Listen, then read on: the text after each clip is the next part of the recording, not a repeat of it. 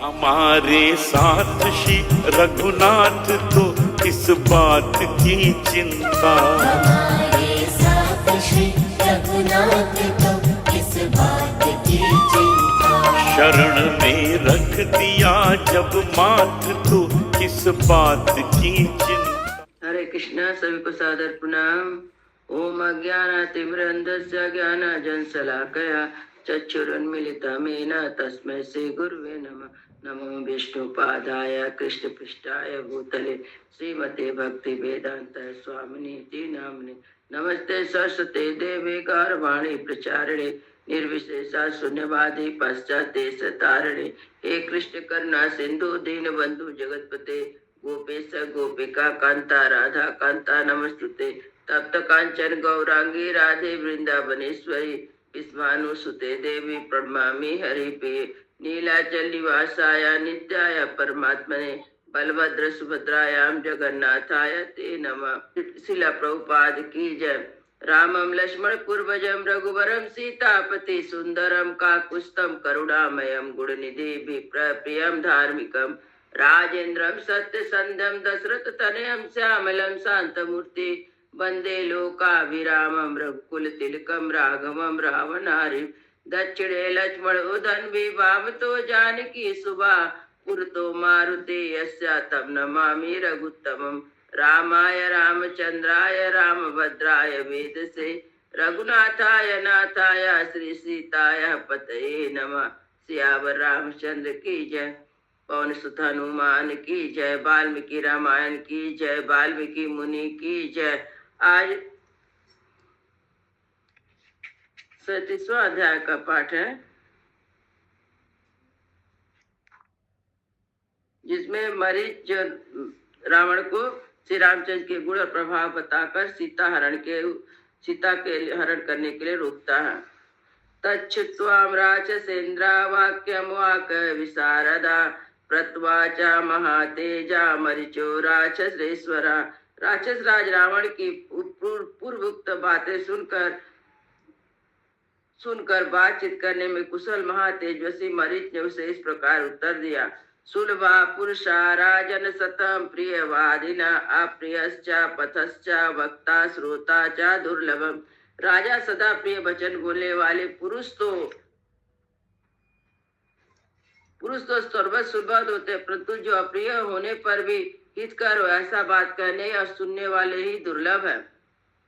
नानूनम बुद्ध से राम महावीर्यो गुणांतमा आयुक्त चारश्च पलो महेंद्रो वरुलोपमम। तुम कोई गुप्तचर तो रखते नहीं और तुम्हारे हृदय में बहुत ही चंचल है, अतः निश्चय ही तुम श्री रामचंद्र जी को बिल्कुल नहीं जानते। वे पराक्रमोचित गुणों से बहुत बड़े चढ़े हुए और इंद्र और वरुण के समान है। अपि स्वास्ति भवेत्ता सर्वेषामपि रक्षसाम् अपि रामो न संकुद्धा कुयाल लोकान राक्षसान। तात मैं तो यहाँ चाहता हूँ कि समस्त राक्षसों का कल्याण हो। कहीं ऐसा ना हो कि श्री रामचंद्र जी के अत्यंत कुपित बाण अनेक शास्त्रों को निगल जाए। अपि स्वस्ति भवेत्ता सर्वेषां रक्षसाम् अपि रामो न संकुद्यं कुर्यात् लोकान राक्षसा। तात मैं यही चाहता हूँ कि समस्त राक्षसों का कल्याण हो। कहीं ऐसा ना हो कि रामचंद्र जी अत्यंत कुपित को समस्त लोगों के राक्षसों से शून्य कर दे। अपि ते जीवतांताया नोत्पन्न जनकात्मजा अपि सीता निर्मितम चाना भवेत् व्यसनम महत्। जनक नंदनी सीता तुम्हारे जीवन का अंत करने के लिए नहीं उत्पन्न हुई है, और कहीं ऐसा ना हो कि सीता के कारण तुम्हारे ऊपर कोई बहुत बड़ा संकट आ जाए। अपि त्वमीश्वरं प्राप्य काम वृत्ता निरंकुशम ना विनश्येत पुरी लंका त्वया सराजसा। तुम जैसे स्वच्छाचारी मुश्किल राजा को पाकर लंकापुरी तुम्हारे और राक्षसों के साथ ही नष्ट हो जाए। तत्विधा काम वृतो ही दुशीला पाप मंत्रिता आत्मनम स्वजनम राष्ट्रम च राजा हानि दुर्मते।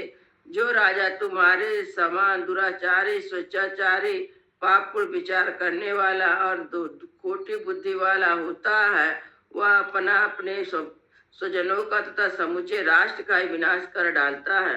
नाचा पिता परित्यागो ना मर्यादा कथंचन, ना लुब्धो नाचा दुशीलो नाचा क्षत्रियोपासना।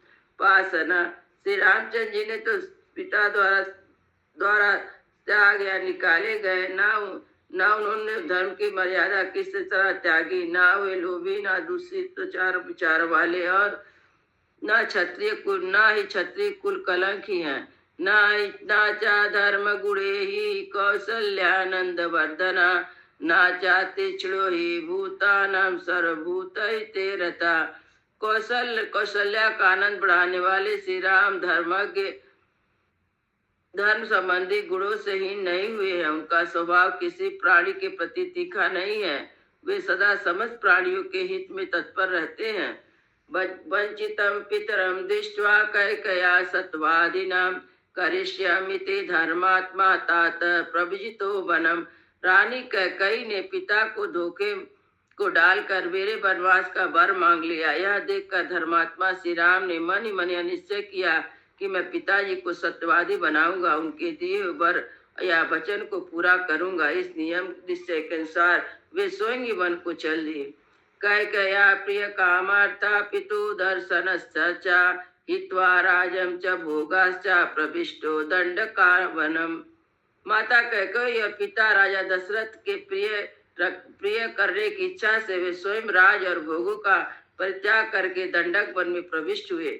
न रामम कर्कसा ताता न विद्वान न जितेन्द्रिया अनितम न सुतम चैवान नैव त्वं व्यक्तुमर्हसि। तात श्री राम कुरु नहीं है, वे मूर्ख और अजितेंद्रिय भी नहीं है। श्री राम मिथ्या भाषण का दोष मैंने कभी नहीं सुना है, अतः उनके विषय में तुम्हें ऐसी उल्टी बातें कभी नहीं करनी चाहिए। रामो विग्रहवान धर्म साधु सत्य पराक्रम, राजा सर्वस्य लोकस्य देवानामिव वासवा।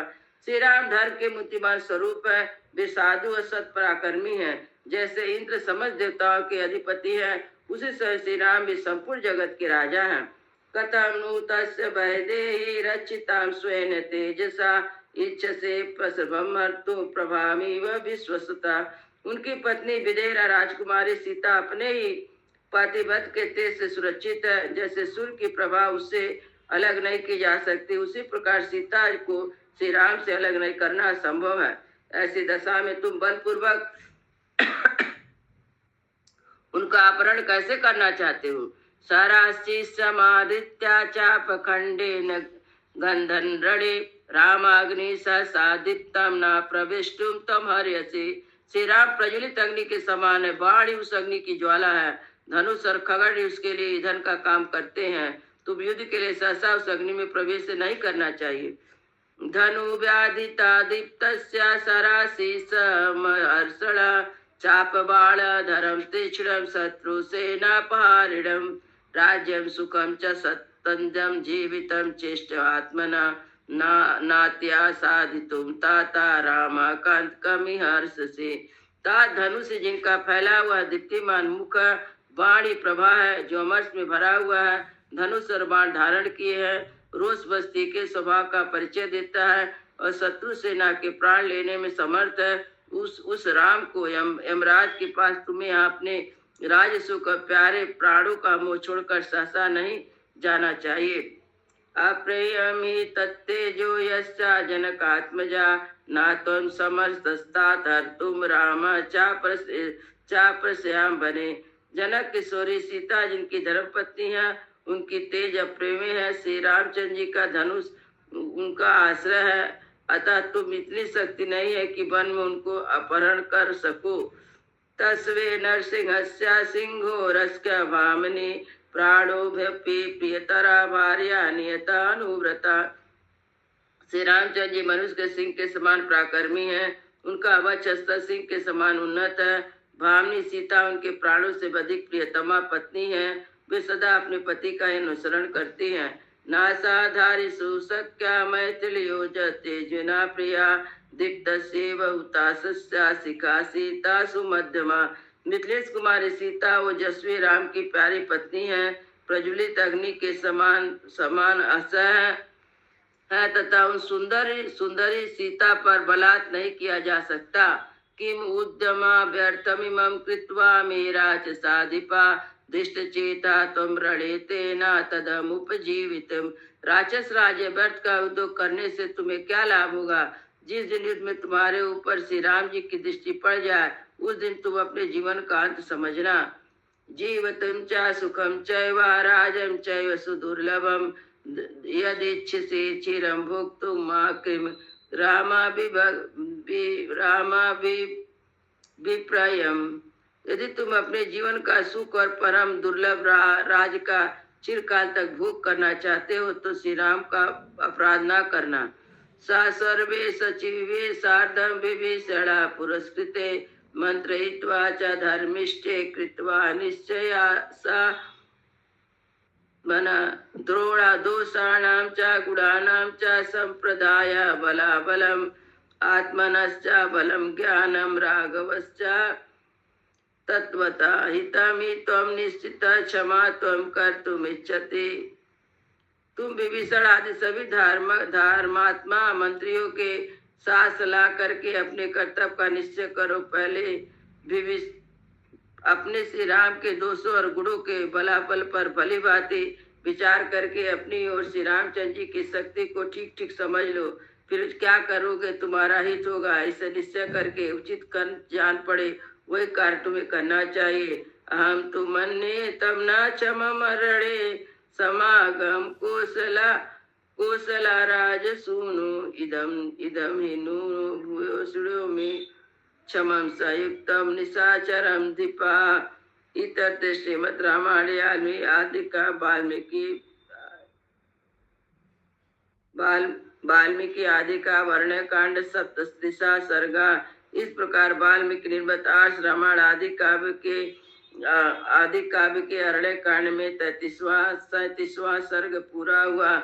मंगल भवन मंगल हारी प्रभु सुद सरत अजिर बिहारी। राम सिया राम जय जय राम। राम सिया राम जय जय राम। सियावर रामचंद्र की जय, पवन सुत हनुमान की जय, सब संतन की जय, सब भगतन की जय।